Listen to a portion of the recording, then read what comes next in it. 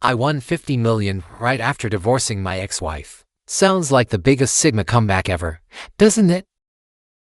But the very next day, fate decided to troll me. While shopping for new clothes, I ran straight into the last person I expected to see, my toxic ex-wife wearing the uniform of a cheap fast fashion store. She was quietly organizing the clothing racks. She looked thinner than I remembered, her face almost painfully sharp. Even her ponytail was tied with military precision. And somehow, she was still the most beautiful woman in the room. I grabbed a random shirt from the shelf, then lowered my voice on purpose. "Sir, that one's 70% off today." She turned around. The words froze in her throat. She recognized me. "Well, isn't this my ex-wife?" I couldn't help grinning. "What, already forgot your ex-husband?" Her face shifted from shock to absolute ice. It took exactly 1 second. "What are you doing here?" "Buying clothes." I casually shook the shirt in my hand. "So, this is where life brought you." "I remember you dreaming about becoming the editor-in-chief of a fashion magazine." She pressed her lips together. Her fingers tightened instinctively. I knew that tiny habit. She was furious. "Relax." I raised both hands immediately. "I actually came here to treat you to dinner. I won the lottery." "So what?" 50 million. Her hands paused for just a split second. Then she quietly went back to arranging the clothes. "Congratulations." I sighed before asking the question haunting me. "Have you been doing okay?" "I'm perfectly fine without you." Yeah, she acted tough, but I noticed the worn sleeves on her uniform. Even the collar had turned yellow with age. That hit me harder than I expected. When we divorced, she walked away with absolutely nothing. She refused every penny I tried to give her. "Fine, I'll buy everything left in this store. You can go home early today. I don't need your pity." She finally looked me straight in the eyes. They were already turning red. "We're divorced. But I'm still in love with you." The words escaped before I could stop them. Even I was stunned by what I had just admitted. Her eyes grew even wider. She looked like a frightened rabbit caught in the spotlight. Then she turned around and ran without looking back. I chased after her, but she had already disappeared into the crowd. I stood there in the middle of the mall, still holding that stupid shirt in my hands. At that moment, I felt like the biggest clown alive. That night, inside my brand new mansion, I couldn't fall asleep no matter what. Then my phone suddenly rang. And a no number, no voice, just breathing. "Is that you?" The call ended instantly. I called back without hesitation. It traced back to a public payphone. Damn. She was still as cold as ever. The next morning, I returned to that same clothing store. The staff told me she had taken the day off. I asked for her address. They immediately became suspicious. So I casually flashed my bank card. "Whoever tells me where she lives gets $100,000 worth of sales from me." 5 minutes later, I had the address to an old apartment complex. The place was even worse than anything I'd imagined. The hallway was covered with cheap advertisements. The walls were damp with mold. The whole building smelled like instant noodles and poverty. I knocked for what felt like forever. No answer. I was about to leave. Then I heard something heavy crash inside. "Hey, are you in there?" I pounded on the door. "If you don't answer, I'm breaking this door down." Still nothing. I stepped back and kicked with everything I had. The door burst open, and I found my ex-wife collapsed on the floor. Her face was deathly pale. Cold sweat covered her forehead. "What happened to you?" I rushed over and caught her before she collapsed completely. With what little strength she had left, she pointed at her abdomen. No hesitation, I scooped her into my arms and sprinted outside. She felt as light as a single leaf. Her whole body trembled against mine.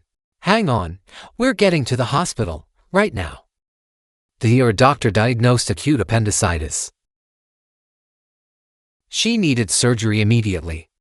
When they handed me the consent form, they asked about my relationship with the patient. "I'm her husband." The lie came out before I even thought about it. Thankfully, the surgery was a success. She was wheeled out while still under anesthesia. Her tiny face was completely drained of color. Her eyelashes cast soft shadows across her cheeks. I sat beside her bed, lost in my own thoughts.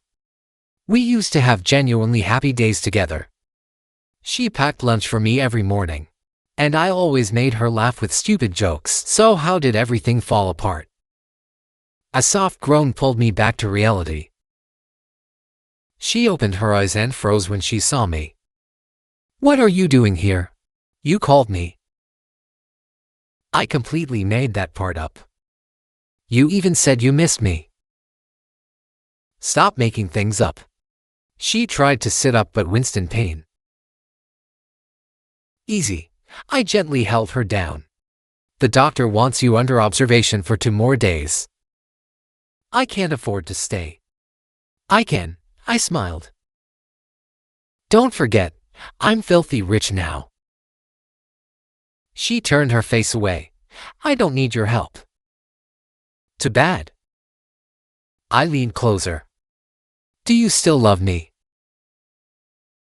No answer. I'll take that as a yes. After a long silence, she finally looked at me. Her eyes were full of conflict. "We're divorced." "So let's get married again." "Impossible." "Why?"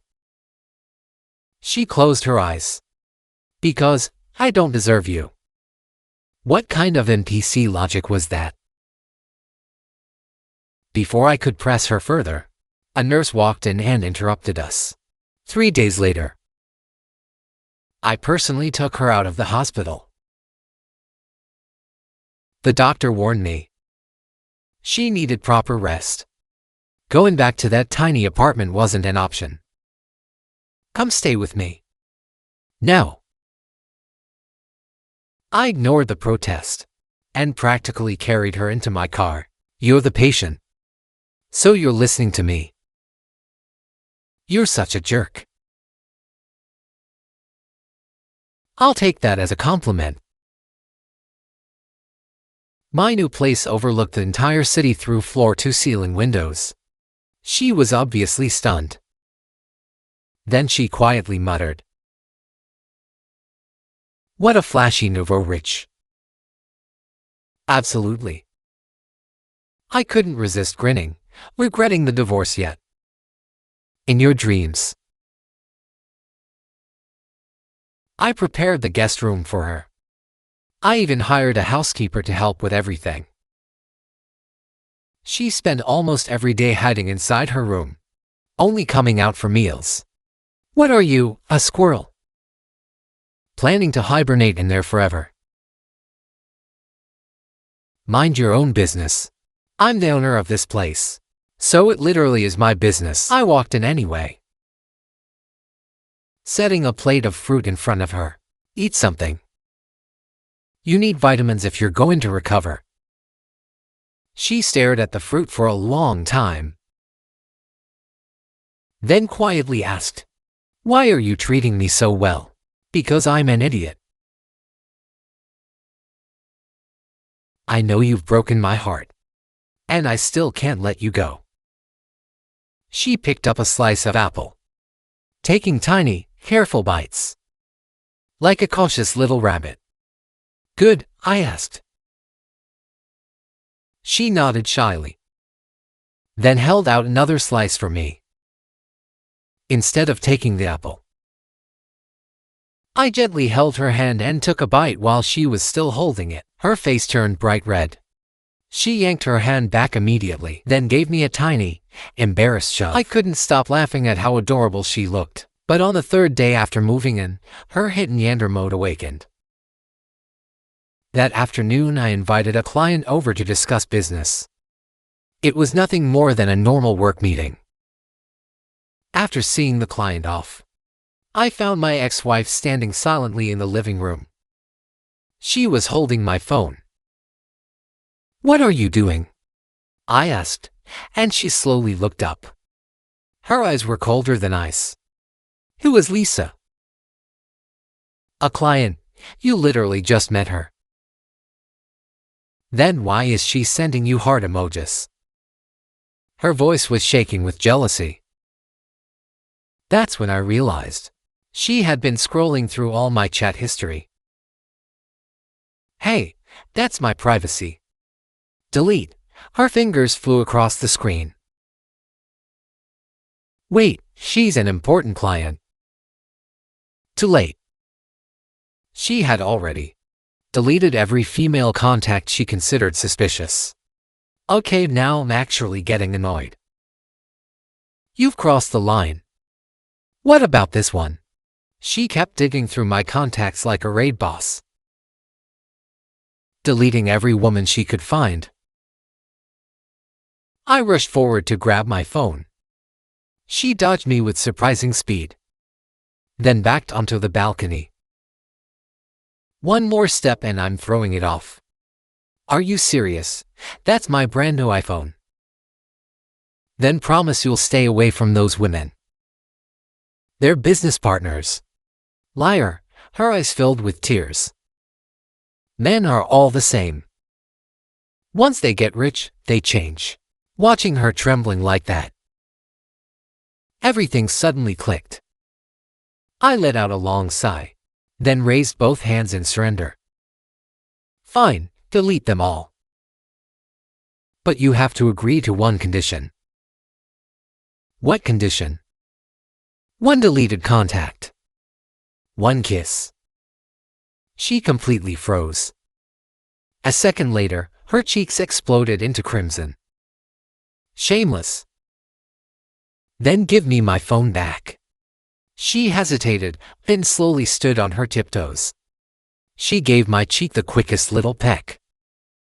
That night, over 30 female contacts vanished from my phone. In return, I earned over 30 kisses. Honestly, that trade was insanely worth it. After that, her possessive side only got stronger. She secretly sprayed her perfume onto my suits. She tucked her photo inside my wallet. She even replaced my desktop wallpaper with one of her selfies. "Marking your territory." I laughed helplessly. "You're mine." She answered without the slightest embarrassment. "Even if you're only my ex-husband, then let's remarry." "No." "Why not?" She refused to answer again. Instead, she turned around and slammed the bedroom door. I stood outside in silence. Seriously, what was going on inside her head? That weekend, my college classmates held a reunion. I wanted to bring her with me. She refused immediately. "Your ex-girlfriends will all be there." She gave me a suspicious look. "They're just old classmates." "Oh please, you were the campus heartthrob." "Right. So you're jealous again." "Relax, my heart only belongs to you." "Smooth talker." She snorted. But she still helped me choose my outfit, and even fixed my tie. Halfway through the reunion, I received a text from her. "When are you coming home? We just got here." "Probably around 10. I hit send. An hour later, another message popped up. "Have you been drinking?" Just a couple of glasses. Before I could put my phone away, it started ringing. It was her. Hello. There's a woman next to you. Her voice was frighteningly calm. No, I'm just hanging out with the guys. I heard a woman laughing. That was the waitress. You have 10 minutes to get home, or every collectible figure you own is going in the trash. Click. She hung up. I just stared at my phone. My classmates burst into laughter. Dude, your wife checking up on you. My ex-wife, I sighed. She's even scarier. So why do you spoil her so much? What can I say? I stood up. I'm completely cooked. When I got home, she was sitting on the couch, holding my limited edition Iron Man figure hostage. I'm home. I walked over carefully. I'm not late, right? She slowly looked up. Her eyes were red. You smell like perfume. That's the restaurant. Liar. She raised the figure over her head. I'm throwing it. No, please, I surrendered instantly. I paid 30 grand for that. Then swear. You'll never attend another gathering with women. I swear, I'll only love you. Only me. And you'll never leave me. I'll never leave you. Only then did she lower the figure. She threw herself into my arms. I hugged her tightly. A moment later, I realized my shirt was soaked with her tears. What are you so afraid of? I whispered softly. She only shook her head, without saying a word. That same night, I woke up in the middle of the night. She was standing beside my bed, just silently staring at me. I nearly had a heart attack. What are you doing? Making sure you didn't sneak out. She sounded completely serious. It's 3 in the morning. That's when men cheat. I couldn't help laughing. I lifted the blanket. Then come sleep beside me. You can watch me all night. I expected her to call me an idiot. Instead, she actually climbed into bed. Turn off the lights. I switched them off, and the room fell silent. Little by little, she moved closer, until she rested against my back. If you ever fall for another woman, I'll kill you. And then I'll kill myself. I turned around in the darkness, then gently kissed her. As you command, my queen. By the 7th day she lived with me. My contact list had been completely purified. Every female contact had disappeared. Even my mom. You deleted my mother too. I stared at her in total disbelief. She answered with a perfectly serious face. You can save her number again. But only on my phone. What kind of logic is that? Simple, that way you can't secretly call other women. She looked up at me. Her eyes sparkled mischievously, like a kid who had just won the greatest prank ever. I simply shook my head and let her have her fun. Besides, I was rich now. If something really came up, people would find me anyway. That evening, after my shower, I found her sitting on my bed, holding my tablet, going through my stuff again. I walked over while drying my hair. She slowly raised her head. Her expression was complicated. You've been looking for me for the last 2 years. The screen was filled with every clue, note, and lead I'd collected while searching for her. Missing person posters, private investigator reports. Even every single post I had scattered across online forums. I threw everything I had into finding the only person I couldn't let go of. I sat beside her and quietly admitted that I'd spent more than a year searching. Eventually, I gave up. She looked at me. Why? I stared back, forcing myself to answer. Because after everything, I convinced myself you probably never wanted to see me again. Her fingers clenched the tablet so tightly her knuckles turned white. She held onto it like it was the last thing keeping her together. I reached out to take it back. Instead, she hugged it against her chest before I could touch it. You're not allowed to look at another woman. Her voice came out muffled. And you're definitely not allowed to replace me with someone else. I let out a slow breath. Then I gently ruffled her hair.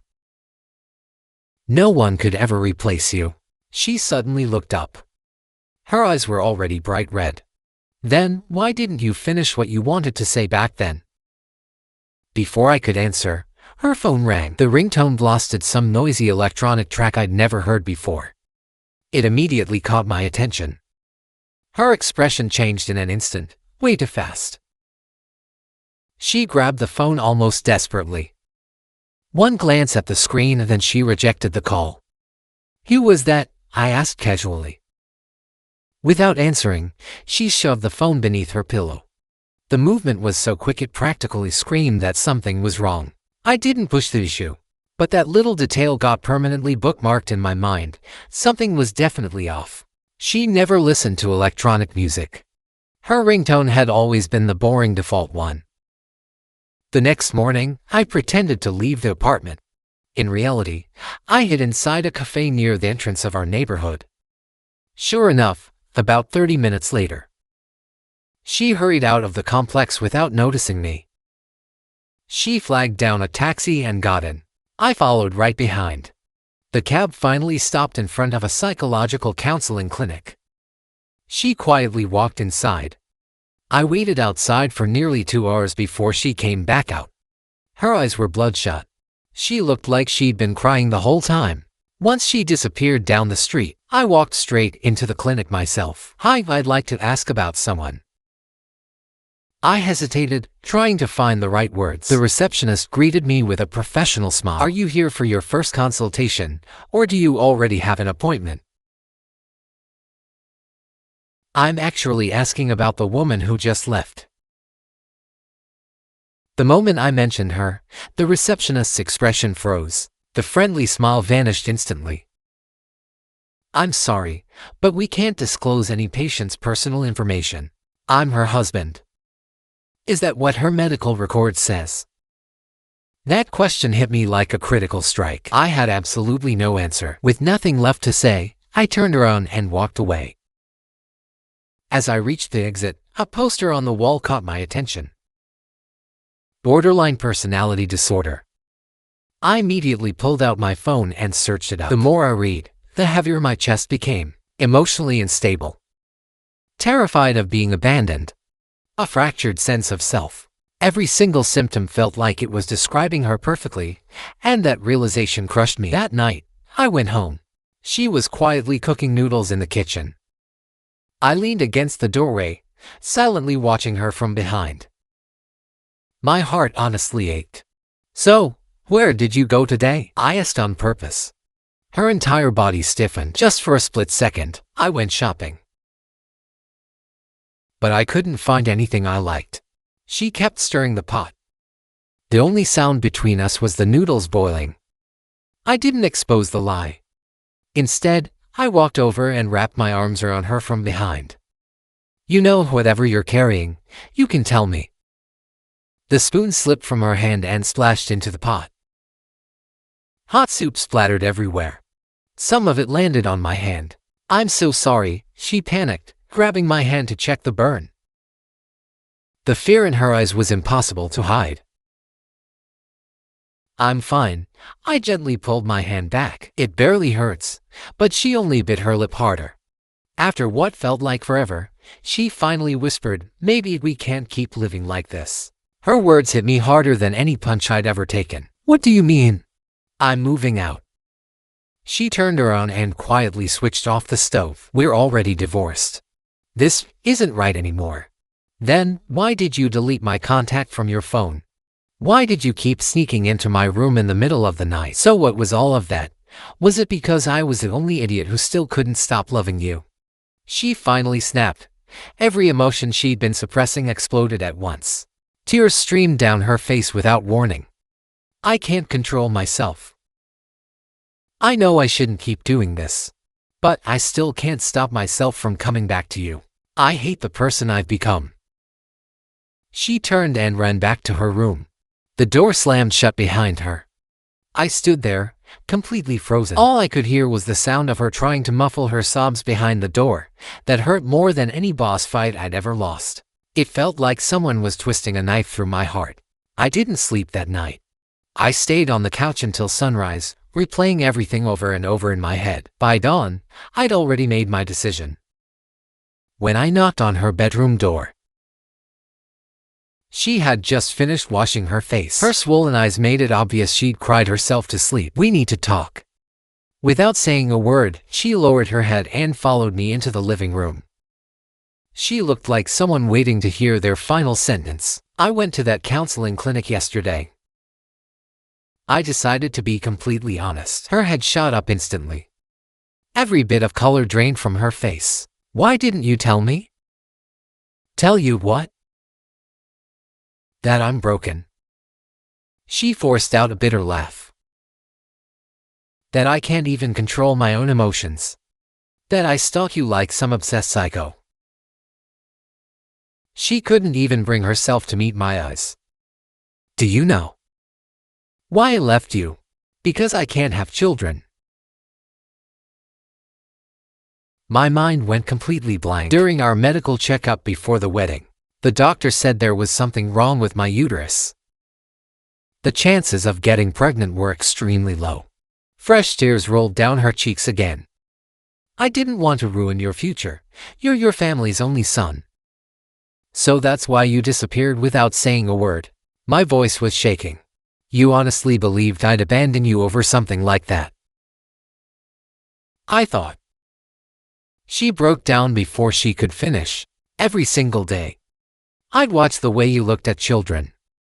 And I'd imagine disappointing you over and over again. I walked over and wrapped her in my arms. She cried against my chest like a little kid who'd been carrying the entire world alone. You dummy, I gently stroked her hair. So what if we never have children? Having you is already enough for me. But I cupped her face before she could finish. From today onward, we face everything together. Your illness,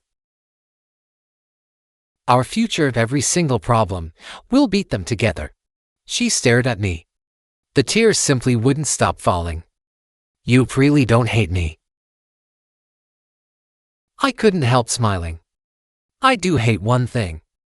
I hate that you kept trying to carry all this by yourself. She finally laughed through her tears, then lightly punched my shoulder. I wiped the remaining tears from her face. Tomorrow, I'm going to the clinic with you. We'll meet your doctor together. After a brief hesitation, she quietly nodded. That single nod felt like the beginning of our comeback arc. That night, she shyly walked into my room carrying her own pillow. She stopped at the doorway. Her face turned bright red. Don't get the wrong idea. I'm just here because I don't want to be alone. I smiled and made room beside me. Sometime after midnight, I woke up to find her curled up against my chest. Her fingers were gripping my shirt tightly. Like she was terrified I'd disappear again. I gently kissed her forehead, then made myself a promise. This time, no matter what came next, I would never let her fight alone again. The next morning, we headed to the clinic together. She held my hand so tightly the entire way that I could feel how nervous she was. Is your doctor scary? I asked. Not really. She answered softly. I'm just afraid. Why? Because I've told her a lot about you. The good and the bad. The clinic was tucked away on a peaceful street. The entire place felt warm and welcoming. This was the person she trusted more than anyone. Her therapist was a kind woman in her 40s. The moment she saw me, Dr. Chen smiled warmly and reached out to shake my hand. "I've heard so much about you."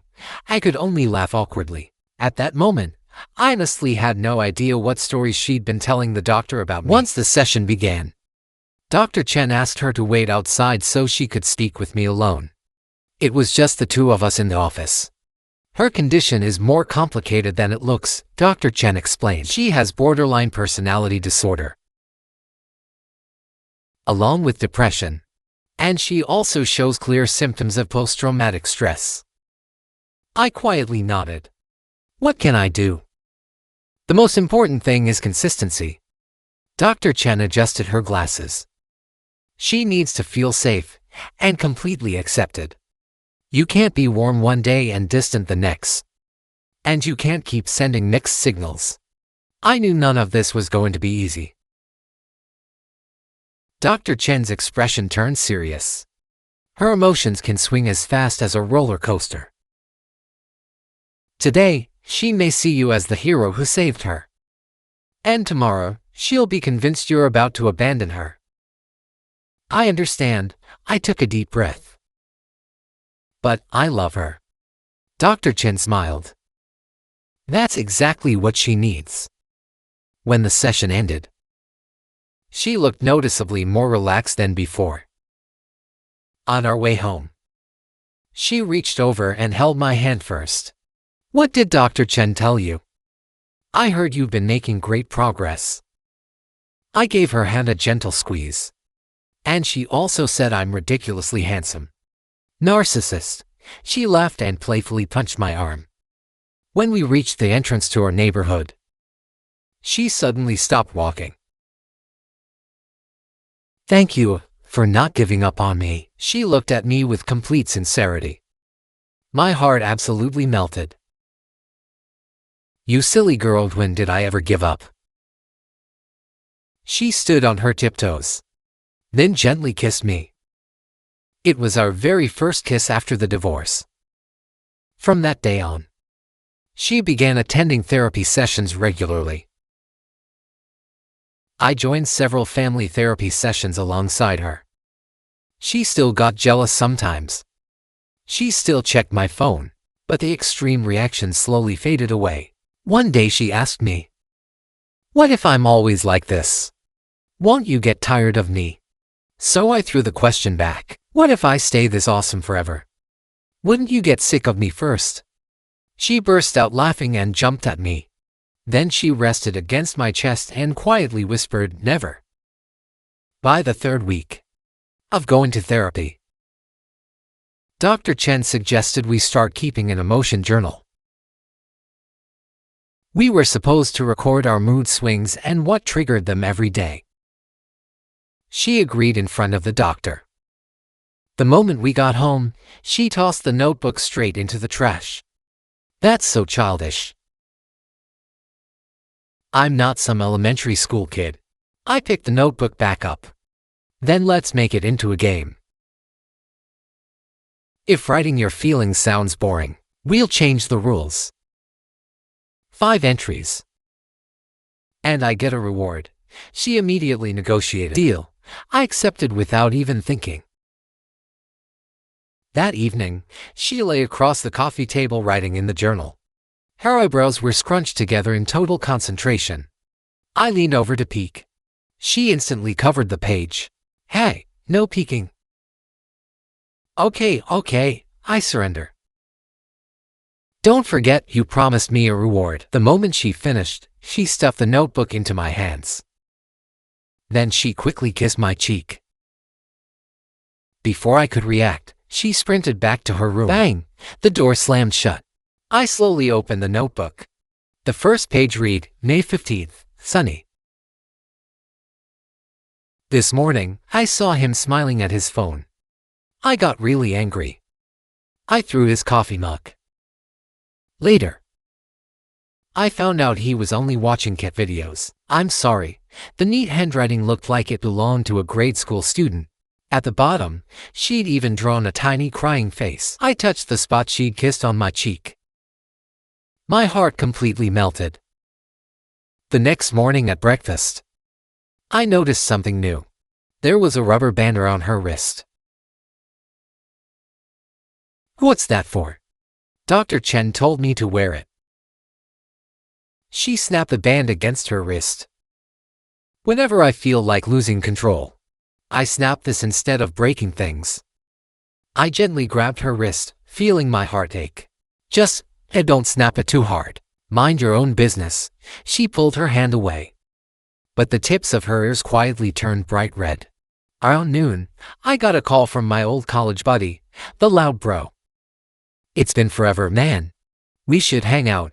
I agreed without thinking. Only after hanging up did I remember he was bringing someone with him. Still, it was just a guide, right? 7 o'clock that evening. The doorbell rang. The second I opened the door, the loud bro shouted at the top of his lungs, "Bro, I missed you like crazy." Standing behind him was a girl I'd never met before. She looked to be in her early 20s, with long flowing hair. "This is my cousin." She insisted on seeing how a rich guy lives. He kept wiggling his eyebrows like an idiot. My danger sense instantly went off. Sure enough, something hit the floor behind me. The book in her hands had slipped onto the ground. "This is my old college friend. And this is..." I looked back at her. "My wife." I said it without changing my expression. Her eyes went wide. But she didn't deny it. Instead, she walked over and wrapped herself around my arm. Her nails dug straight into my flesh. "Hello." Her voice was unbelievably sweet. "I've heard so much about you." Meanwhile, my arm was getting absolutely destroyed, and I still had to keep smiling. "Come on in, make yourselves at home." During dinner, she transformed into the perfect wife. She kept putting food on my plate, pouring my drinks, even fussing over every little thing I did. The loud bro was completely stunned. "Dude, married life is treating you like an absolute king." His cousin asked curiously. "So, how long have you two been married?" 3 years, she answered without missing a beat. "Wow." She smiled so sweetly it looked completely genuine. Then she grabbed my hand and secretly squeezed it hard enough to nearly break my bones. I almost jumped out of my chair. But somehow I kept the smile on my face. Certified survival instinct. "Yeah, we're still very much in love." After our guests finally left, her expression changed instantly. She threw my hand away and marched toward her room. "Wait," I hurried after her. "She really is just his cousin. What does that have to do with me?" She let out a cold laugh. "We've been divorced for 3 years anyway. You can date whoever you want." I blocked the doorway. "Are you jealous?" She immediately looked away. "Why would I be jealous? We're divorced. Remember, I only played along so you wouldn't look embarrassed." She even lifted her chin proudly. "I was just saving your reputation in front of your friends." I couldn't help laughing. "You know, your right eye twitches whenever you lie." She instantly covered her right eye.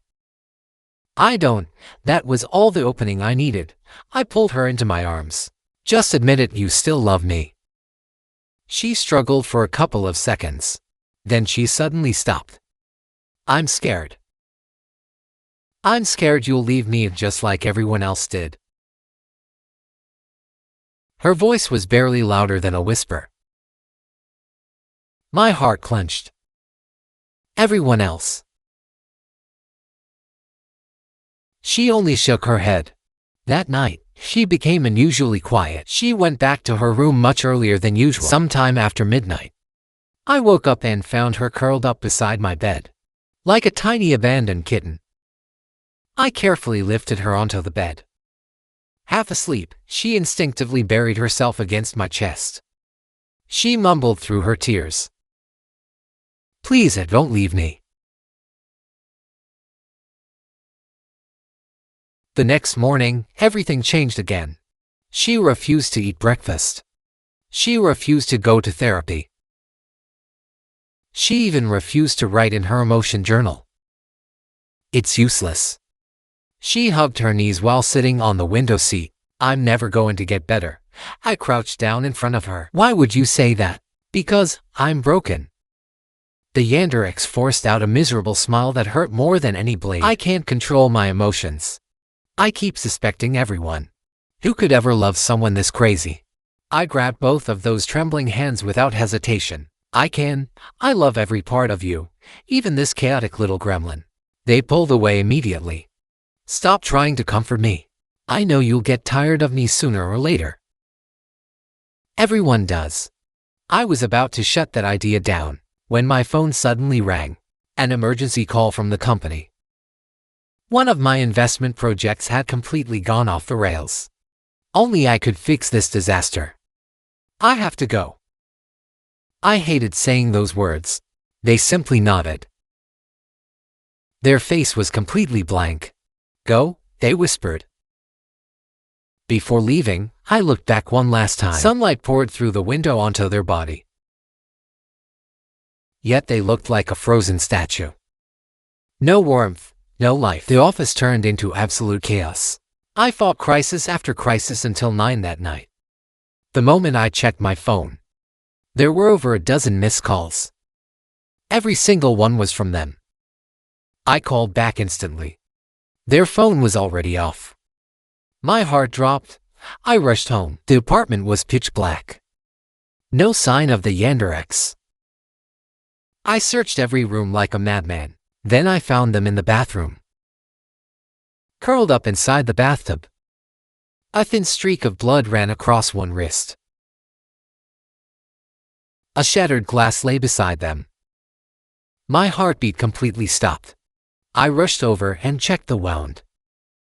Thank God it was only a shallow cut. You came back. They slowly looked up at me. Their eyes had completely lost focus. I thought you abandoned me. I lifted them into my arms. My voice was shaking. I will never abandon you. They buried themselves against my chest. Their tears soaked straight through my shirt. I'm sorry I ruined everything again.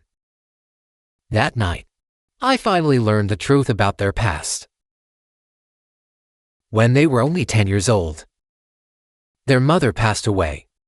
Their father remarried almost immediately, then dumped them with their grandmother. Their grandmother had a violent temper. Whenever they misbehaved, she'd threaten. I'm leaving you behind.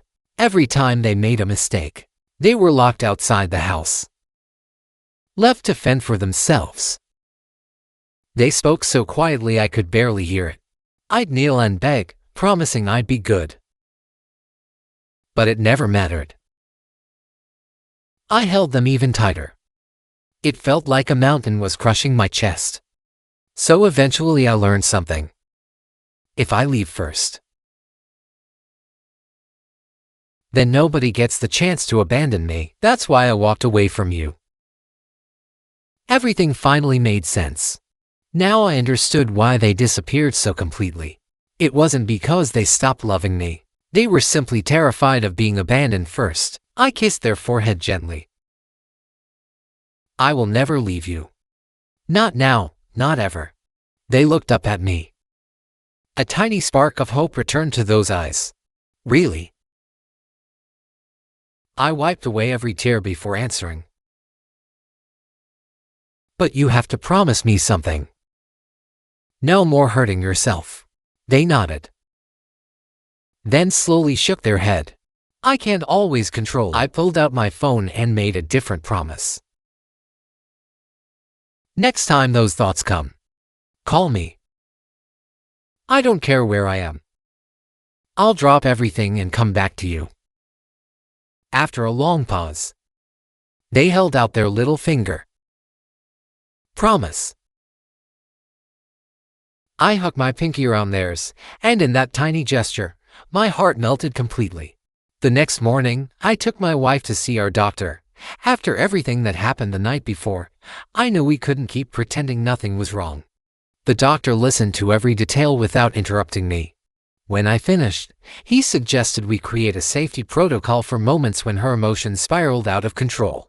Whenever she reached her breaking point, that protocol would become our emergency plan. No matter what I was doing, I would immediately drop everything and stay by her side. But there also had to be clear boundaries. The doctor looked me straight in the eye and warned me that I couldn't let her depend on me for absolutely everything. I quietly nodded. He was right. As we were leaving, my wife suddenly turned around and asked the doctor one simple question. "Can I really get better?" The doctor smiled before answering. "The real question isn't whether you can, it's whether you truly want to." The ride home was unusually quiet. She barely said a single word. The moment we arrived home, she suddenly looked at me and said, "Boss, I want to work." I smiled. "Sure, what kind of job do you want?" She lowered her head and nervously played with her fingers.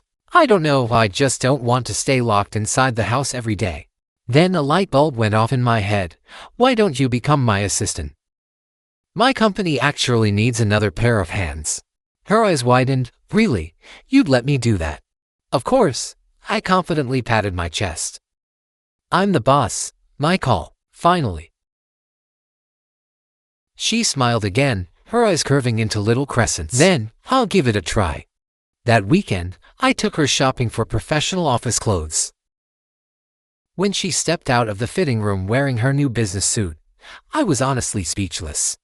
She kept tugging awkwardly at the hem of her skirt, looking like she wanted to disappear. I couldn't help myself. I let out a whistle.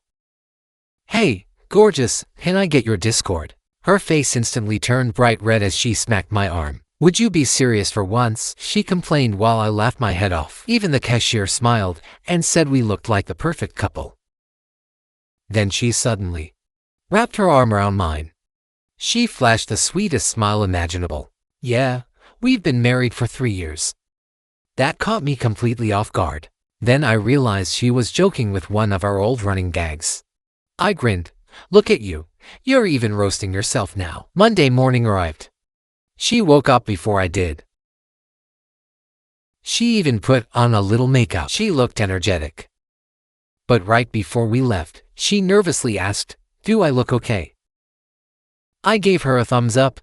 Perfect. Absolute main character energy. "Come on, let's go, my assistant." The moment we walked into the office, everyone started staring at her. Curiosity was written all over their faces. So I introduced her without the slightest hesitation. "This is my wife. And starting today, she's my new CEO assistant." She responded with an elegant, professional smile. Meanwhile, she was secretly squeezing my hand hard enough to crush my bones. After the morning meeting ended, she leaned over and whispered, "You never told me I'd have to pretend to be your wife in front of everyone." I could only flash my most shameless grin. "Come on, it's going to happen sooner or later anyway." She shot me the ultimate side-eye. But even then, I caught the tiny smile creeping onto the corner of her lunchtime. The blonde marketing girl walked over to my table. She was there to give me a project update. She had blonde hair, blue eyes, and looked like she'd stepped straight out of an RPG character creator. Every few seconds she casually brushed her hair behind her ear while talking. That's when I noticed something. My wife's chopsticks were getting closer and closer to mine. As soon as the marketing report was over, she quietly leaned toward me. "She likes you." "Wait, who are you talking about?" I couldn't help laughing. "She already has a boyfriend." "You're lying. The way she looked at you gave everything away." I leaned in with a grin. "Are you jealous?" She immediately turned her face away. "I'm just reminding you as your assistant. Office relationships are a terrible idea." I almost burst out laughing. "Yes, ma'am. Whatever you say, assistant." That afternoon, she completely blew my expectations away. Not only did she organize every single document on my desk, She even uncovered a financial problem I'd somehow overlooked this whole time. The numbers don't add up here. She pointed directly at the report. There's 300,000 missing. I took the report from her and checked every number myself. Sure enough, she was absolutely right. I immediately called the finance director into my office to explain himself. He started stammering the second I questioned him. At that point, the truth was obvious. I turned toward my wife, completely impressed. You were incredible. Seriously. You've got a natural talent for business. That's not something people can fake. Her eyes instantly lit up with excitement. Really, I smiled without hesitation. Of course, I mean every word. I took advantage of the moment and kissed her. It was my little reward for her. She immediately pushed me away with a blushing face. Office romance is not good for either of us. On the way home after work. Hello, Andy. My ice queen instantly became nervous.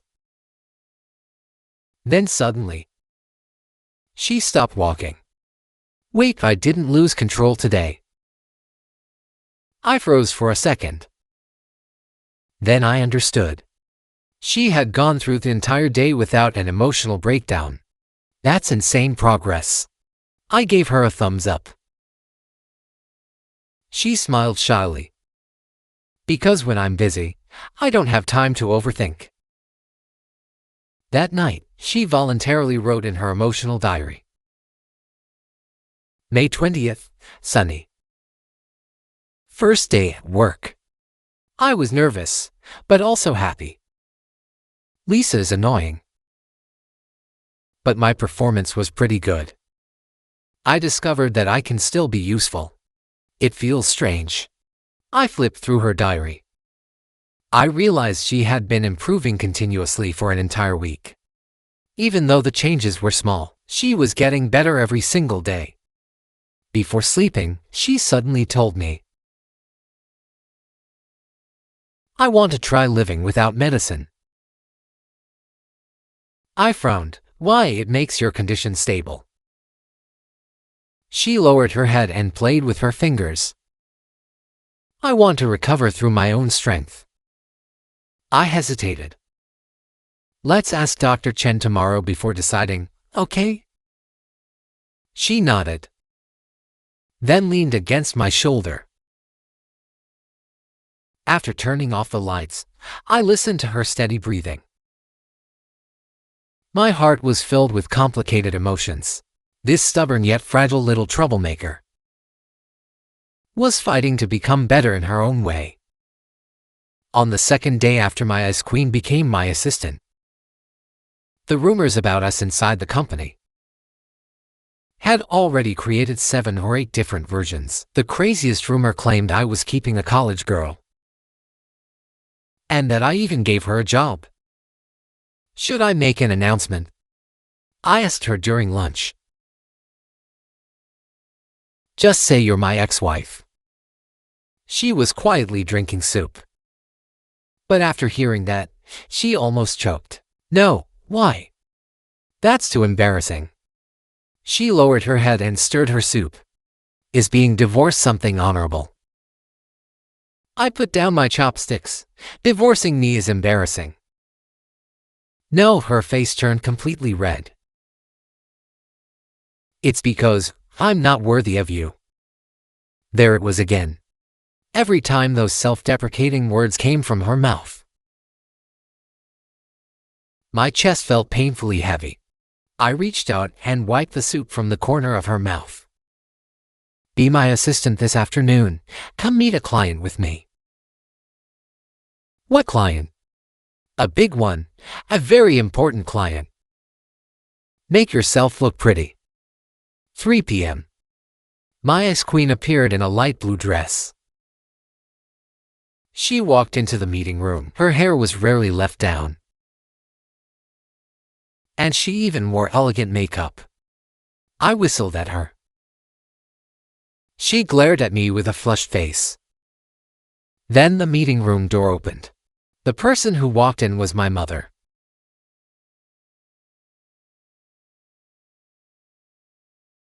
Her voice became as soft as a whisper. My mother looked her up and down. Her expression was serious. I heard you two got back together.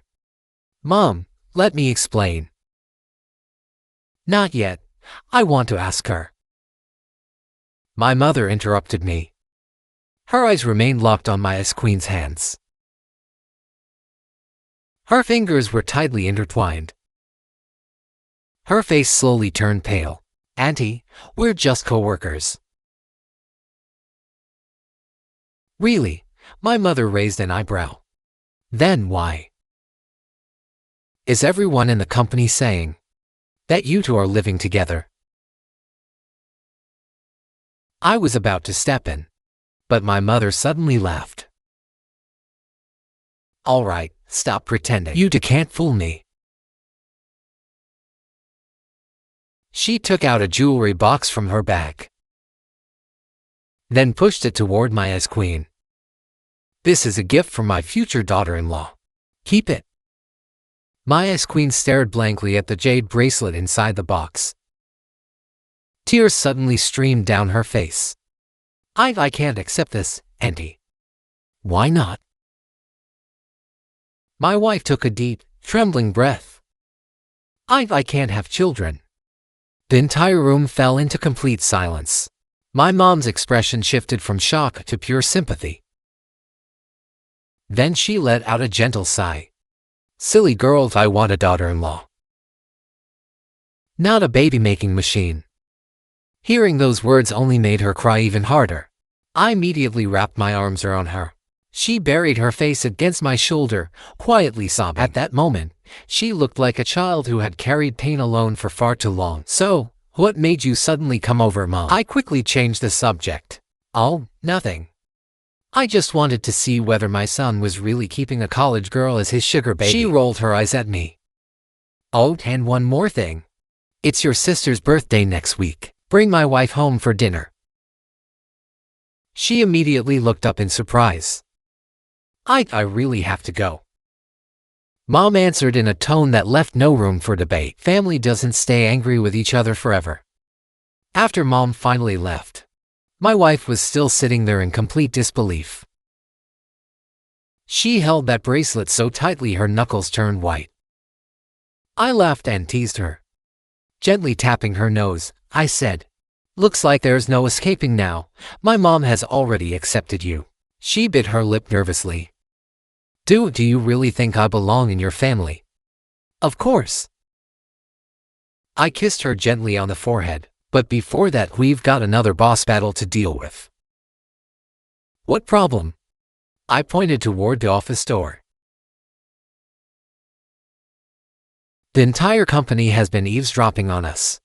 Only then did she finally notice. The hallway outside was packed with gossip-loving coworkers. She let out the cutest little squeak, then covered her face and sprinted back into the office. After that day, something about her quietly changed. She stopped checking my phone every chance she got. The constant anxiety almost disappeared. Even her nervous habits became much less frequent. The doctor told me those were all signs of real progress, but somehow I had a feeling she was secretly cooking up something huge. Then Friday afternoon arrived, and an unexpected visitor walked into my company. It was my toxic ex. Long time no see. She was covered in luxury brands.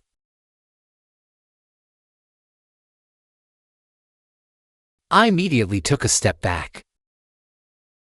What do you want? I heard you've become rich, so I figured I'd come see how my ex is doing. She smiled so sweetly. Won't you at least buy me a coffee? Before I could refuse, my wife walked in carrying 2 cups of coffee. The instant she saw my ex, the tray in her hands shook, nearly spilling everything. I calmly introduced them. This is my wife. She looked absolutely stunning. I kept a perfectly straight face. Her eyes widened in surprise, but she recovered almost instantly. She set the coffee down, then walked back to my side. Naturally wrapping her arm around mine, she smiled. Hello. So, you're his ex? My toxic ex smirked with obvious provocation. We almost got married, you know. I nearly choked on my own saliva. Seriously, we'd barely dated for 3 months. What kind of alternate timeline was she living in? I felt my wife's fingers tighten around my arm. Yet her smile never disappeared. Really? Funny, he's never mentioned you. My ex's expression stiffened. What? Still heartbroken over me? After all, I was the one who dumped him. That was the last straw. I'd heard enough. What do you actually want? Oh, right. She pulled a wedding invitation out of her purse. I'm getting married next month. I hope both of you will come. I accepted the invitation. Meanwhile, my wife was pinching my arm so hard I was pretty sure she was about to tear off a chunk of flesh. After my toxic ex finally left, my wife immediately let go of my arm. She rushed straight back into my office. Bang! The door slammed shut, and I hurried after her. When I walked in, she was frantically rubbing her wrists. Her breathing was completely out of control. Hey! I gently grabbed her hands.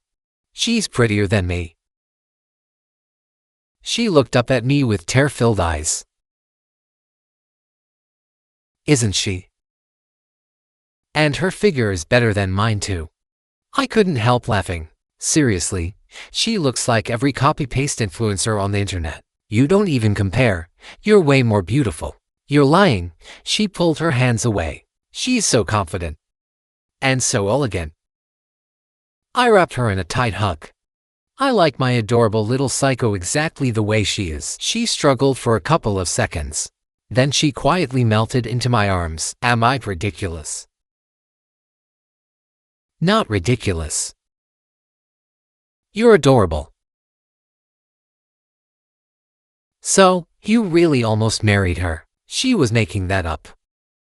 I sighed and explained everything. We only dated for 3 months. We never even met each other's parents. She fell silent before suddenly declaring, then I'm going to that wedding. I'm wearing the most gorgeous dress imaginable. And the most flawless makeup. I'm going to show her exactly who the real winner is. She lifted her head. Her eyes were burning with determination. I couldn't stop myself from laughing. Deal. Whatever you want. That night, she voluntarily wrote in her emotion journal for the first time in ages. June 10th, cloudy, then sunny. Today, I met his ex-girlfriend. It made me feel awful, but he chose me. P.S. I think his mom actually likes me. As I flipped through her journal, I noticed something. Her handwriting had become steadier and more confident. The entries themselves were becoming more optimistic every single day. The doctor said those were unmistakable signs that the treatment was working. That weekend, I took her shopping for her ultimate revenge outfit. She stepped out wearing a stunning red dress. I honestly couldn't take my eyes off her. So, what do you think? She asked, spinning around. It's way too revealing. The back is practically cut down to your waist. She smirked proudly. I'm buying this one. She stubbornly crossed her arms. I want everyone there to see how gorgeous your wife is. In the end, we reached a compromise. She could wear the dress, but only with a matching jacket over it. 1 week before the wedding, she suddenly asked me something. What if we got remarried? I was drinking water. I almost sprayed it everywhere. What did you just say? I mean, we could pretend to remarry. She lowered her head and played with her fingers again. Just for the wedding. I slowly put my glass down. I looked straight into her eyes. I don't want to pretend. Either we really get remarried, or we leave things exactly as they are. There isn't a third option. Her eyes trembled. Oh, let me think about it. Finally, The day of the wedding arrived. She looked absolutely breathtaking in that red dress, her fair skin glowing against the crimson fabric. Her hair was elegantly pinned up. Her graceful neck was fully exposed. I wore a matching navy blue suit beside her.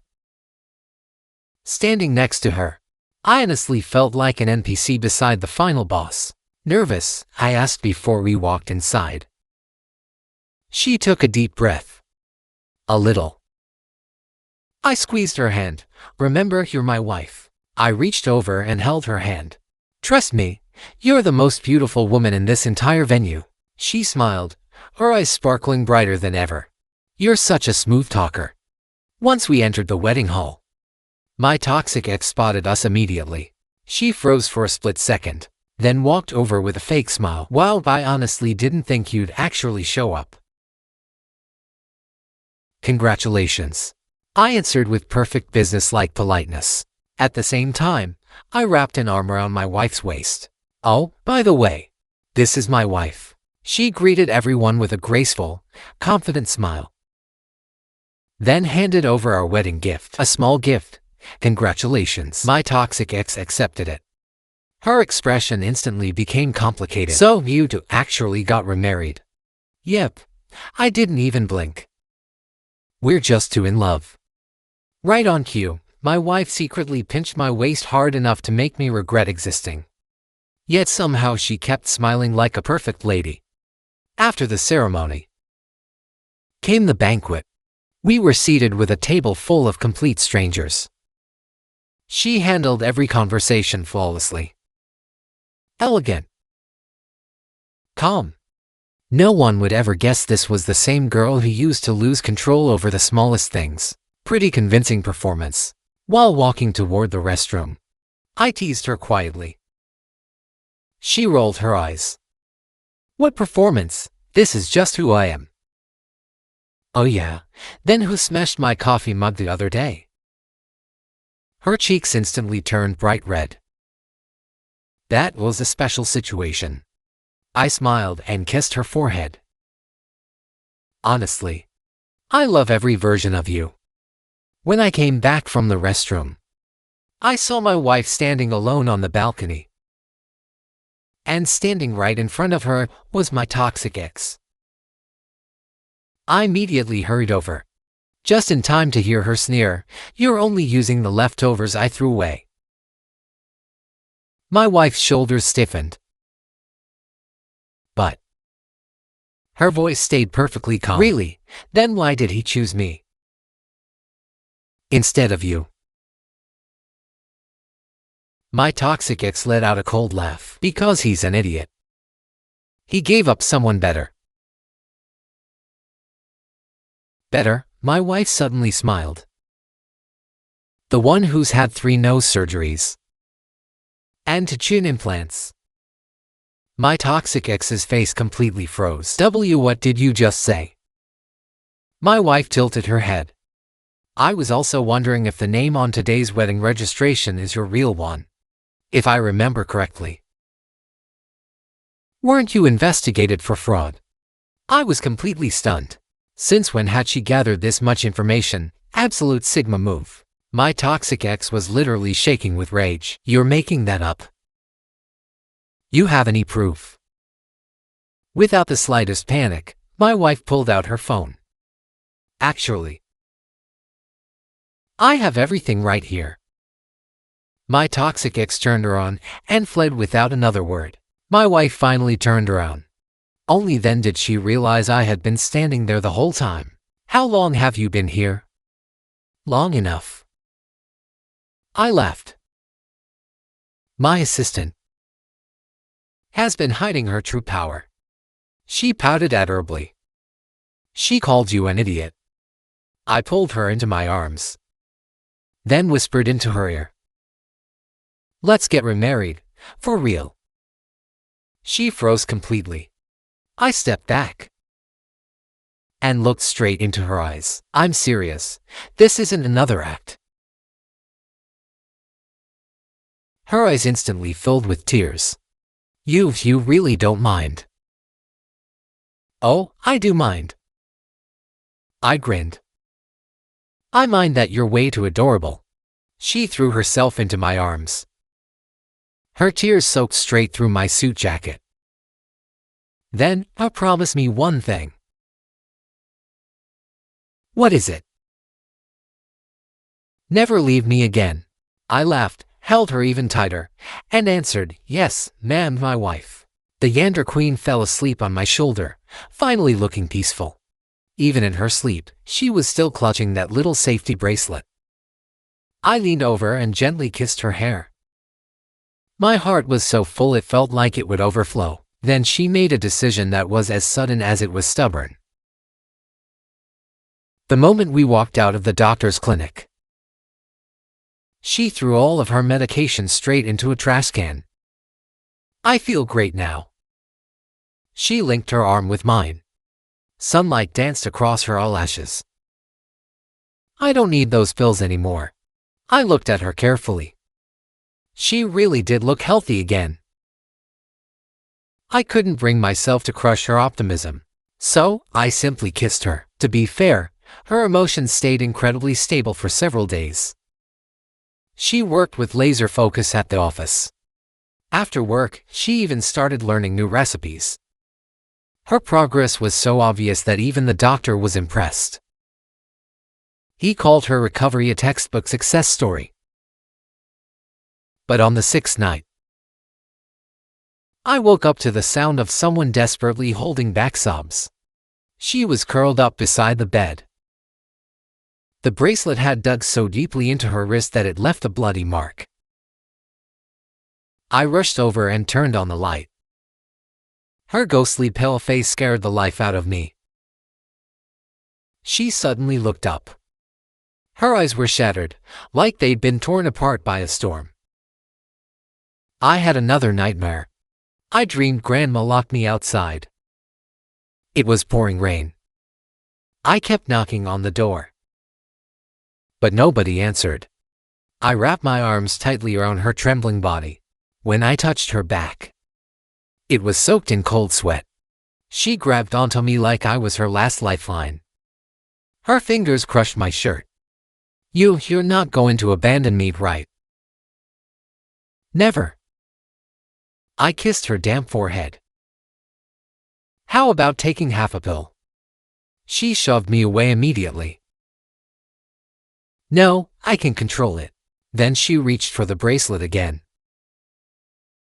I grabbed her hand before she could snap it.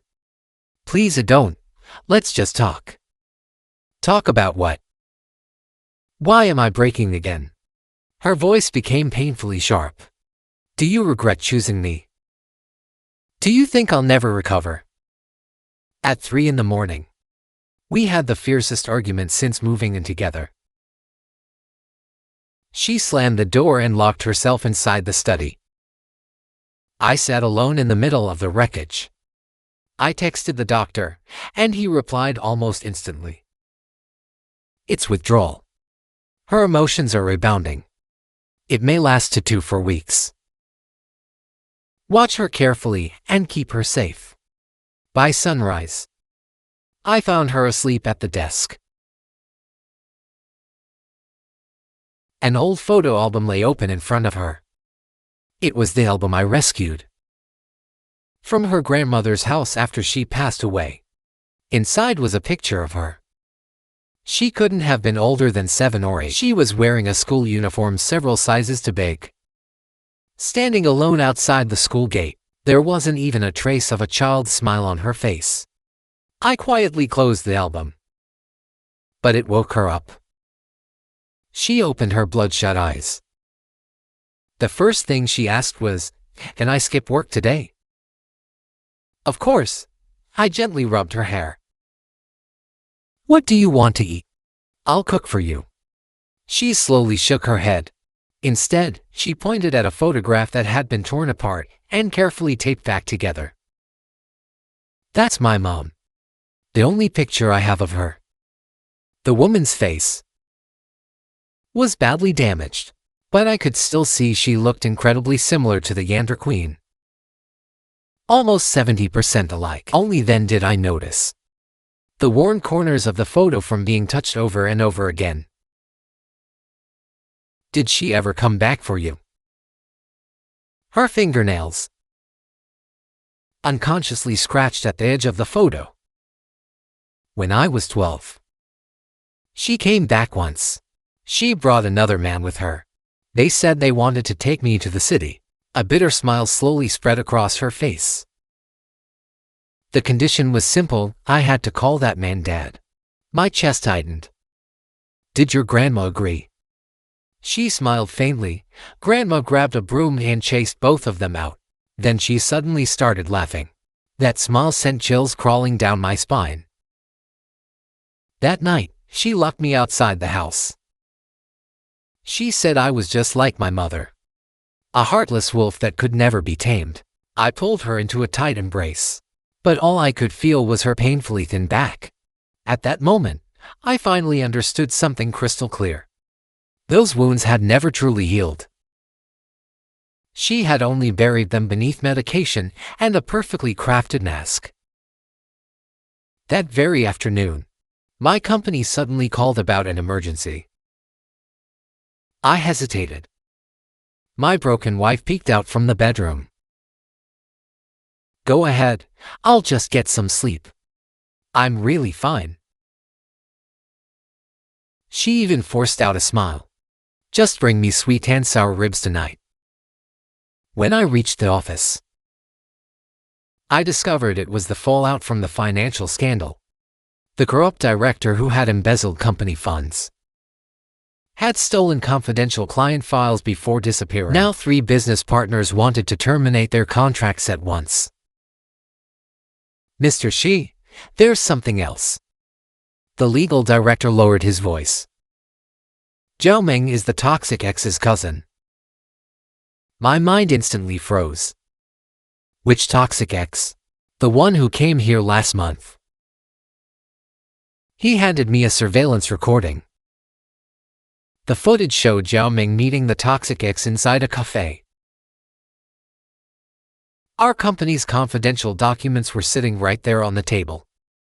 After putting out the corporate fire, I rushed home late that night. The second I opened the door, my heart almost stopped. My broken wife was sitting in the middle of shattered porcelain. Blood was pouring from her wrist. Several empty liquor bottles lay beside her.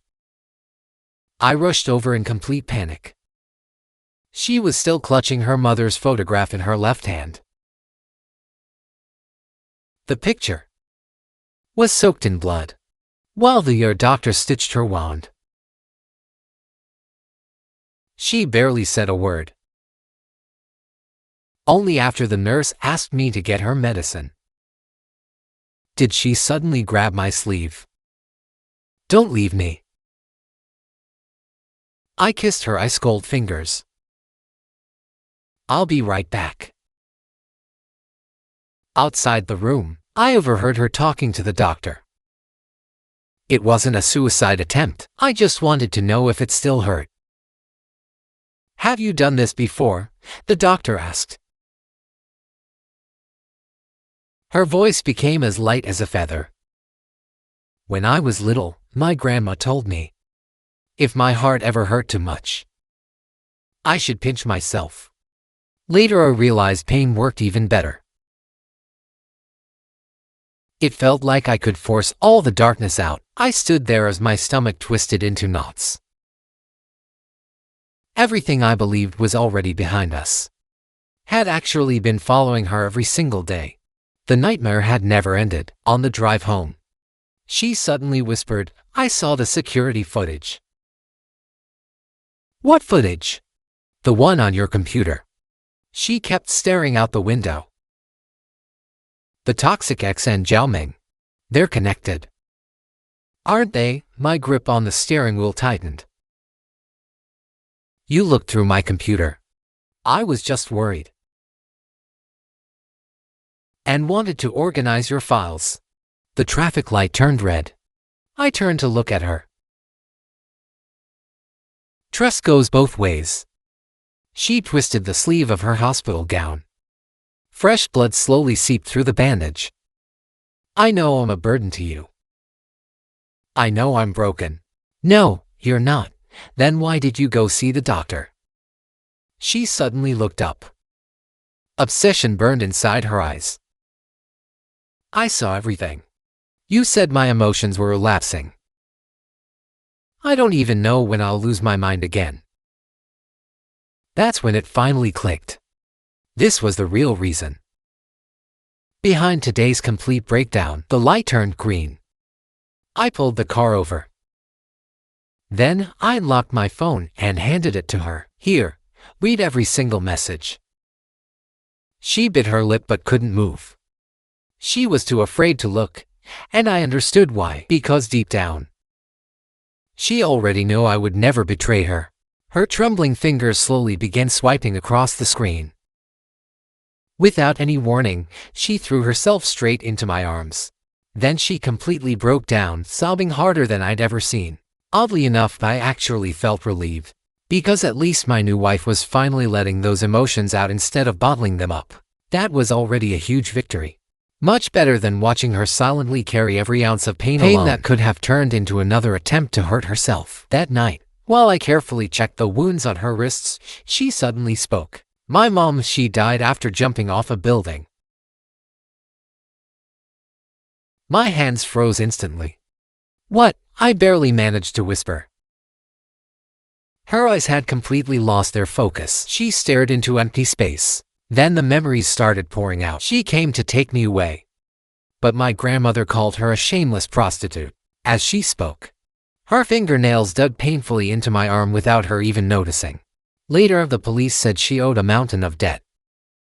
And that man sold her. Every drop of blood in my body felt like it had turned to ice. She leaned quietly against my chest, her tears soaking through my shirt without making a sound. I'm scared. I'm scared I'll end up just like her someday.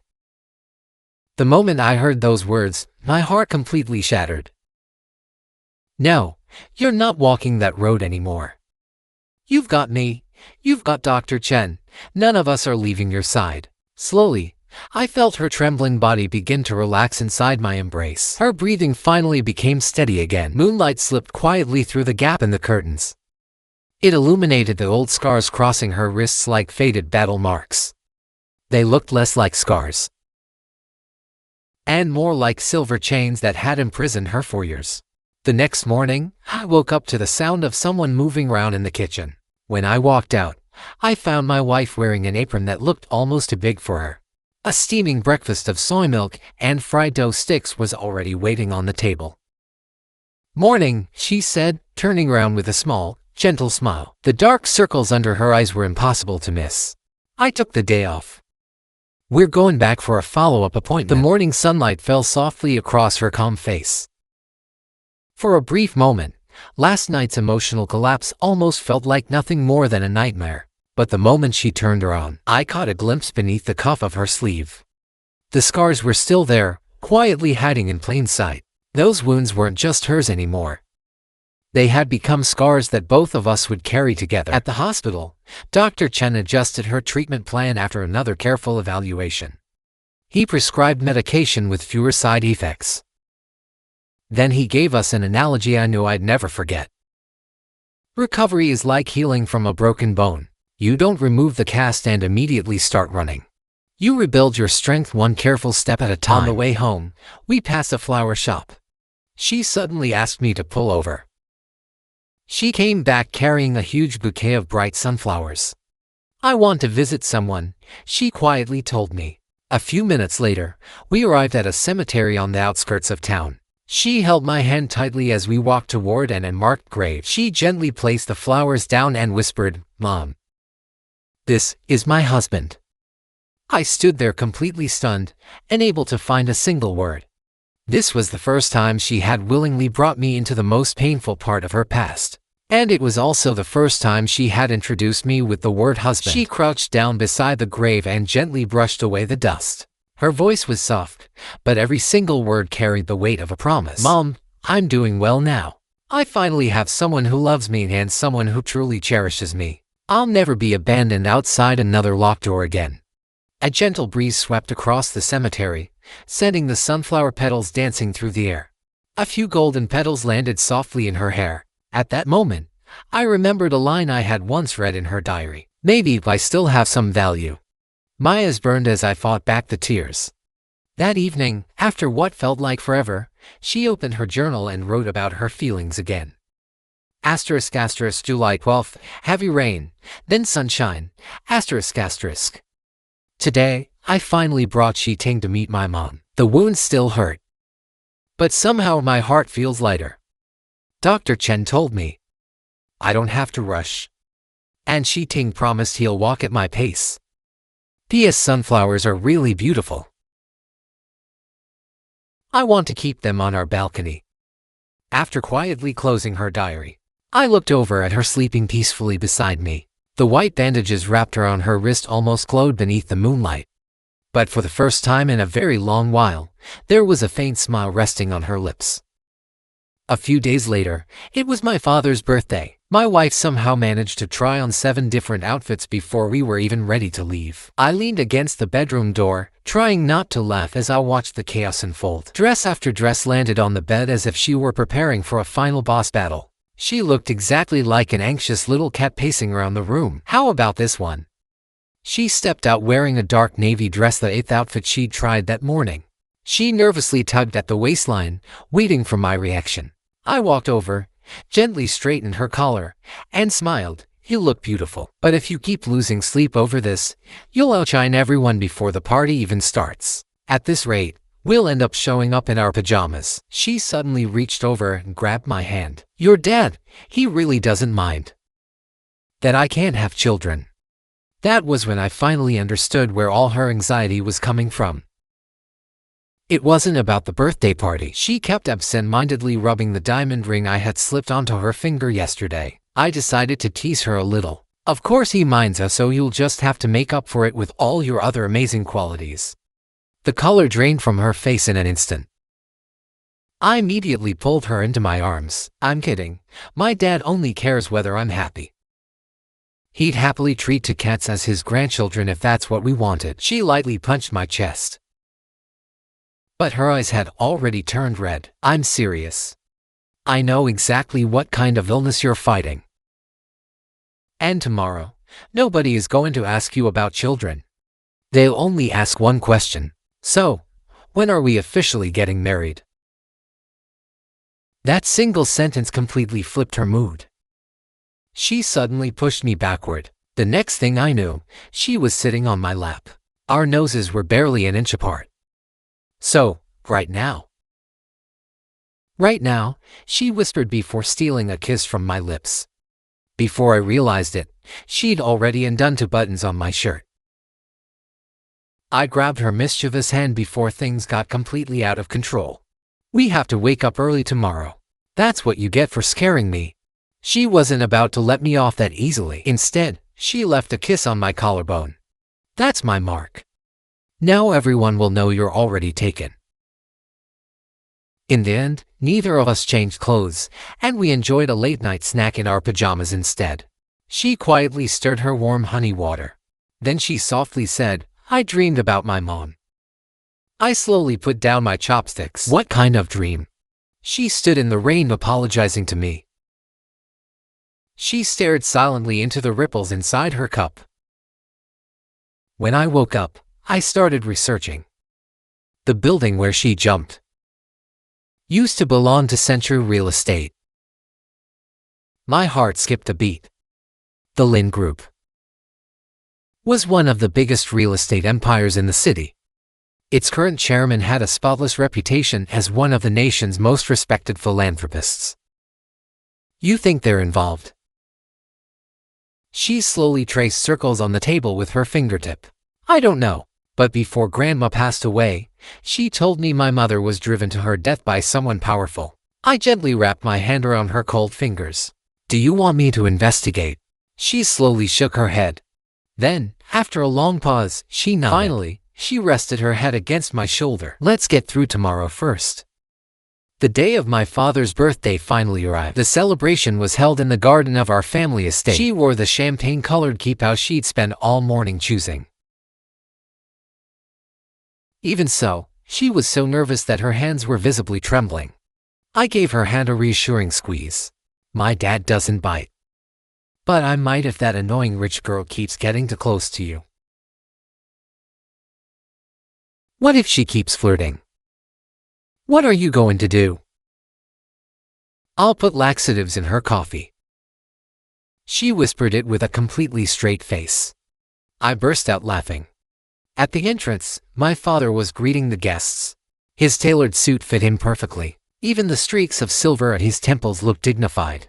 The moment his eyes landed on her, his expression instantly softened. So, you've finally come. Her fingernails dug into my arm. She was obviously terrified. Yet she still smiled politely. Happy birthday, Uncle. Still calling me Uncle. My father pulled a red envelope from his pocket with a warm smile. It's time you changed that. She completely froze. I leaned over and whispered, it's Dad's welcoming gift. My mom received one exactly like it when she officially joined the family. Her hands began trembling, then tears splashed onto the red envelope. My father gently patted her shoulder. The past is behind us now. From today onward, you're family. For a brief moment, I honestly thought the day would end peacefully. Then the chairman of the Lin Group arrived with his daughter. They walked directly toward my father. At the same time, I felt the woman beside me suddenly go completely rigid. Her eyes locked onto something in the chairman's hand. She couldn't look away. It was an antique jade pendant. What's wrong? I quietly asked. Her voice suddenly became distant, almost like she wasn't standing beside me anymore. My mom's diary mentioned that jade pendant. Before I could even process what she'd said, the chairman's daughter gracefully walked over toward us. President Xi, long time no see. The perfume she wore was so overpowering it could probably attract every bee within a mile. She reached out as if she was about to touch my arm. Before she could, my wife smoothly stepped between us. Your father is looking for you. The smug smile on her face froze for just a split second. So, you two got back together. You just haven't announced it yet. I wrapped an arm around my wife's waist without missing a beat. I could feel every muscle in her body locked tight from the tension. Just then, the chairman himself approached us. His eyes lingered on my wife's face much longer than they should have. Then he frowned. And this young lady is? My wife, I answered without hesitation. His expression immediately changed. Was your mother's name Lin Yao? The wine glass slipped from her trembling hand. It shattered against the floor. I bent down to pick up the broken pieces. That's when I noticed her legs shaking uncontrollably. When I looked back up, the chairman had already put his perfect social smile back on. My mistake. Please excuse me. The moment he walked away, it felt like all the strength had left her body. On the drive home, she never once looked away from the window. She stayed silent until I turned onto an unfamiliar road. Where are we going? She finally asked. To uncover the truth. I drove toward the old district where her mother's house still stood. It was the home her grandmother had protected for decades. Hidden on the edge of a demolition zone. The rusted iron gate almost blended into the crumbling walls. Time itself seemed frozen there. She unlocked the gate with a spare key. The smell of dust rushed out to greet us. Moonlight poured through the broken window and illuminated the old coffee table. Sitting on top was a cookie tin buried beneath years of dust. My mom's belongings. Grandma never threw them away. With trembling hands, she opened the box. Inside lay a faded, yellowed diary. We knelt together beneath the moonlight and began reading. Then we reached an entry dated April 3, 1998. The words made my blood run cold. They said I was carrying his child and demanded that I get rid of it. They threw a check for 100,000 yuan at me. as if that could buy my silence. The diary also described an antique jade pendant with a distinctive crack across its surface. As she turned to the next page, an old photograph slipped onto the floor. It showed her young mother standing in front of a construction site. Behind her, a massive banner read, Lin Real Estate. On the back of the photo, someone had written one word in pencil: evidence. My throat suddenly tightened. So my mother really was driven to her death. Her voice was terrifyingly calm. And now that man wants his daughter to become part of our family. That night, neither of us could sleep. Near midnight, I woke up and realized she wasn't beside me. The light in the study was still on. She sat in front of the computer, frantically searching through documents. Dozens of browser tabs covered the screen. Stacks of freshly printed reports were scattered across the desk. She didn't even look up when I walked in. The chairman secretly started acquiring shares last month. And I was instantly wide awake. The client database stolen from our company all ended up inside one of the Lin Group shell companies. She pulled up a detailed ownership chart. Su Wen is actually the chairman's daughter's best friend. This whole thing was a setup. A crushing weight settled on my chest. No wonder my father had been receiving mysterious phone calls lately. No wonder the chairman had suddenly become so friendly toward our family. She suddenly closed the laptop. Then she collapsed into my arms. I'm scared.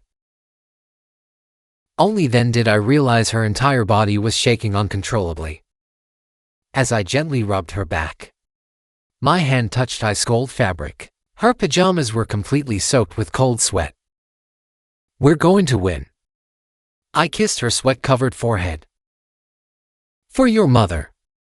And for us. She slowly lifted her head. There was a fire burning in her eyes that I had never seen before. I want to destroy him and make him lose everything. The very next morning, we attended the company's executive strategy meeting. None of the senior managers had the slightest idea that the Lin Group had already begun infiltrating our business. After the meeting ended, my wife stopped the legal director before he could leave.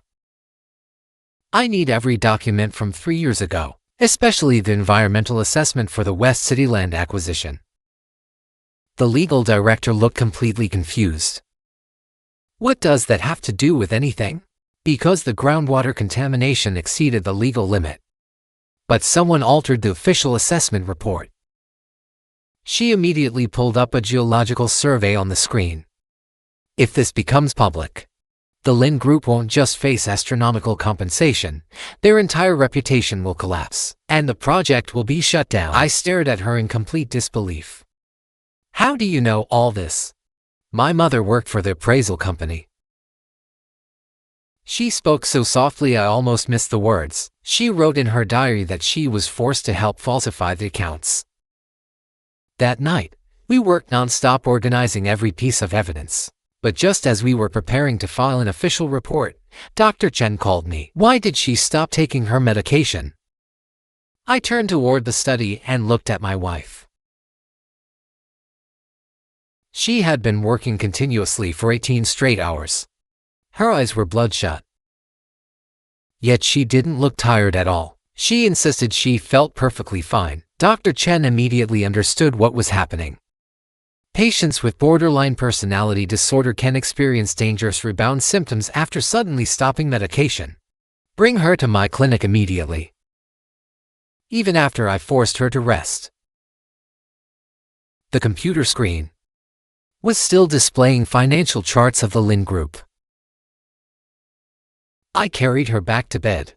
She struggled against me. Just give me 2 more hours. I can keep fighting after I sleep. I smiled and gently stroked her hair. The chairman isn't going anywhere. She finally closed her eyes. But even in her sleep, her body kept trembling. I rubbed her back like I was comforting a frightened child. Around 3 in the morning, She suddenly jolted awake. Cheating. Was my mom foolish? Why would you ask that? Why would she die for a piece of trash like him? She curled herself into a tiny ball. It wasn't worth it. I couldn't find the right words, so I simply held her tighter. Moonlight illuminated the framed photograph beside our bed. Her mother wore the same gentle smile my wife once had. Looking at the woman crying in my arms,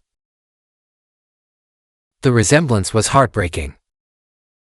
Just before sunrise, she suddenly looked at me and said, "I'm going to meet Chairman Lin." That's too dangerous. I'll bring the evidence with me. Her eyes were frighteningly calm. I want to watch him beg for mercy. I took her trembling hand in mine. Then I'm going with you. As the morning light filtered through the curtains, she quietly opened her journal. I accidentally caught the final sentence she wrote. **** July 20th. A storm is coming. ***. Mom, this time, I'll protect you. Soon, we arrived outside the headquarters of the Lin Group. Her fingernails dug deeply into my arm. That pendant. The crack is exactly the same as the one described in Mom's diary. I gently covered her shaking hand. Then I looked directly at Chairman Lin. The antique jade pendant hanging from his wrist reflected the sunlight. That tiny hairline crack was impossible to mistake. Everything finally pointed toward the truth we'd been chasing. President Xi. What an unexpected visit. The chairman greeted us with a flawless smile. But his eyes never left my wife's face. This is my wife. I stepped forward, shielding her with my body. We'd like to discuss the West City project. In private. Inside the conference room. The entire city stretched beneath the floor-to-ceiling windows. The chairman personally poured us tea. Then my wife calmly spoke. Chairman Lin, do you remember Lin Yao? The teacup clicked sharply against the table. His expression barely changed. I believe she was an accountant. The woman who jumped from the building years ago. April 3, 1998. Her voice was barely louder than a whisper. You handed her a check for 100,000 yuan and ordered her to abort her baby. For the first time, the chairman's perfect smile cracked. I calmly slid the tablet across the table. The screen displayed scanned pages from her mother's diary, alongside the groundwater inspection report and the forged assessment for the West District project. The accountant who signed it was her mother. The corporate tyrant let out a cold, mocking laugh. Just the ramblings of a crazy woman. What about this, then? My wife played an old funeral recording. The background was noisy and distorted, but his younger voice was unmistakable. Clear as day. If she won't abort the child and prepare to collect your daughter's body. The corporate tyrant shot to his feet. Tea splashed all over his designer tie. He stared directly at my wife for nearly 10 long seconds. Then he burst into laughter. So it's you. That little bastard. I felt my wife's breathing collapse. It became frantic. I grabbed her freezing hand. Her pulse was racing like it wanted to explode. We're here to make a deal. Stop acquiring my company. And these secrets stay buried. He leaned forward with a sneer. And why exactly should I? Because of this, I opened the securities complaint. The fake valuation and contaminated groundwater evidence. Enough to send your stock into free fall for days. His eyes narrowed immediately. He suddenly reached for my wife's wrist. Big mistake. She grabbed a teacup and smashed it into him. You murdered my mother. Tea dripped down his twisted face. Absolute cinema. He slammed the alarm button. Security rushed toward us. The elevator doors closed just in time. One guard almost caught my wife's sleeve. In the underground parking lot, she called our doctor while running. I'm about to lose control. I need help right now. I took the phone from her. This wasn't the plan. We've waited 20 years. Her eyes were bloodshot. Her lips trembled uncontrollably. He called me a bastard. Did you hear him? 3 security guards suddenly rounded the corner. I grabbed her hand and dragged her into a storage room. Hidden in the darkness, she couldn't stop shaking. Her teeth chattered non-stop. The footsteps kept getting closer. She suddenly pulled out a pill bottle. Only a few pills remained. I have to take them. I thought you quit. I whispered. Otherwise I'll kill him. Her pupils dilated with terror. I really will. When the footsteps finally faded, we disappeared into the shopping mall crowd. But her condition kept getting worse. She almost walked into traffic. When I pulled her back, she screamed. Don't touch me. People stopped and stared. She collapsed on the curb, pulling at her own hair. I'm sorry, Mama, Grandma, I was wrong. Please don't look at me. I carried her into a taxi by force. She cried 1 second and laughed the next. The driver kept checking the mirror. The moment we got home, she locked herself inside the bathroom.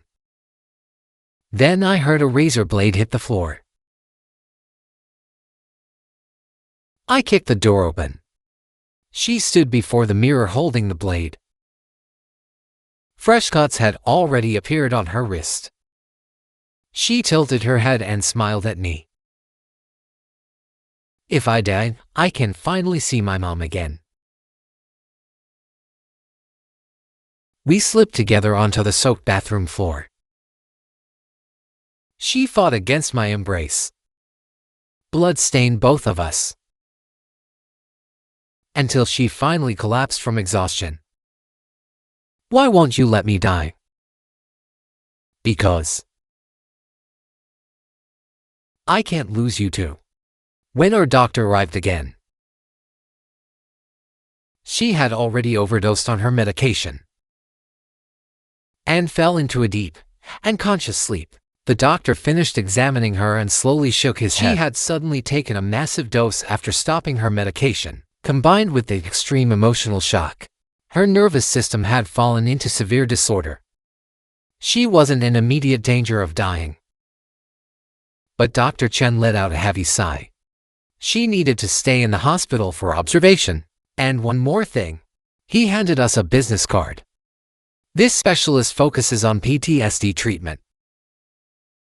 As for Liu Rian's condition, she needed professional trauma therapy. I looked at the hospital bed. My fragile wife was curled up like a frightened child. Her wrist was wrapped in bandages. The sight pierced my heart. Beside the bed was the emotional diary she wrote that morning. The final sentence. The ink was still wet. July 21st. Stormy. Mom, I found him. But I think I have become just like you. On the 3rd day of hospitalization, Liu Ruoyan secretly pulled out her foreline when nobody was watching.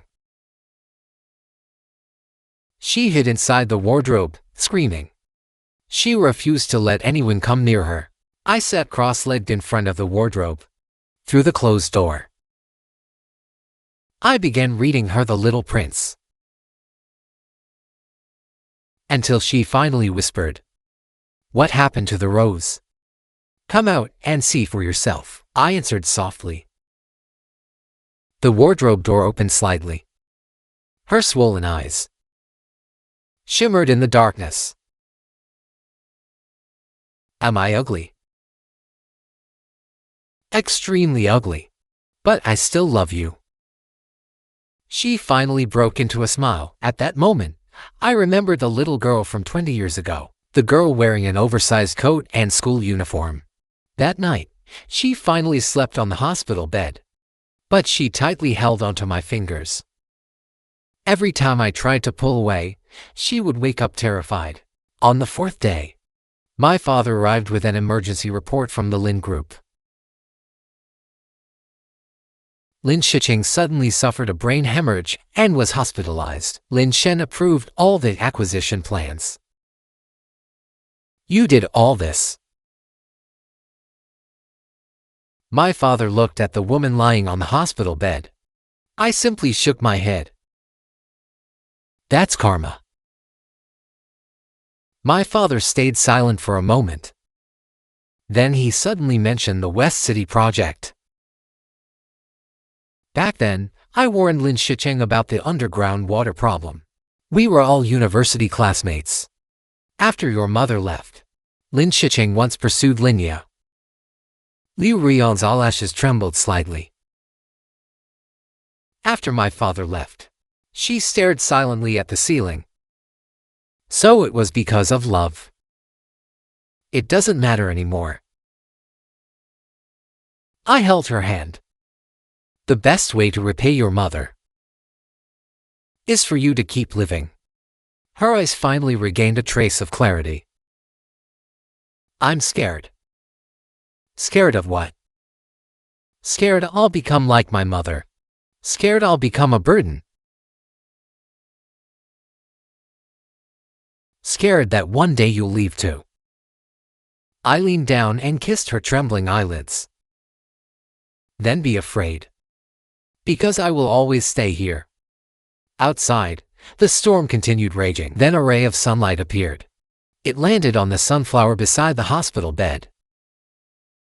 Liu Ruoyan whispered softly, "I want to try again." "Try what?" She touched the bandage on her wrist. "Treatment. And loving you." A few days later, Liu Ruoyan saw the financial news in the parking lot. The Lin Group was officially investigated for fraudulent evaluations. She stared at the screen silently. Then she took out her phone. She deleted all the evidence. She was no longer seeking revenge. That's not what my mother wanted. She looked up at the glass walls of the Lin Group building. She wanted me to live well. Inside the car, Liu Ruoyan wrote another emotional diary entry. While waiting at a red light, I secretly glanced at the page. July 25th, sunny. Fourth day after hospitalization. His reading of The Little Prince still sounds terrible. Lin Shicheng suffered a stroke. I deleted the evidence. Mom, can you finally rest now? P.S. I want to plant new sunflowers.